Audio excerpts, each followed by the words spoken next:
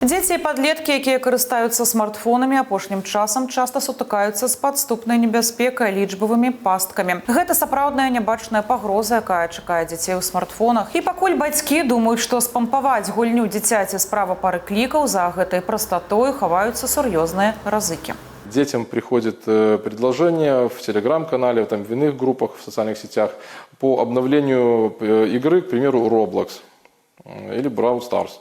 Дети скачивают обновление, либо переходят по ссылке, и как итог в дальнейшем теряется доступ как к аккаунту, так и происходит блокировка мобильного телефона. Ну и, к сожалению, хозяины айфона в дальнейшем будут расстроены, разочаруют, телефон в частности в этой ситуации блокируется. Но в первую очередь, конечно, детям рекомендуем на летнее время не в играх в телефоне, а это чтение тех предметов, именно русского, белорусского языка, которые рекомендованы на летний период времени. Это игры на свежем воздухе, это подвижные игры, игры в футбол с ребятами. Ну, детям надо общаться между собой.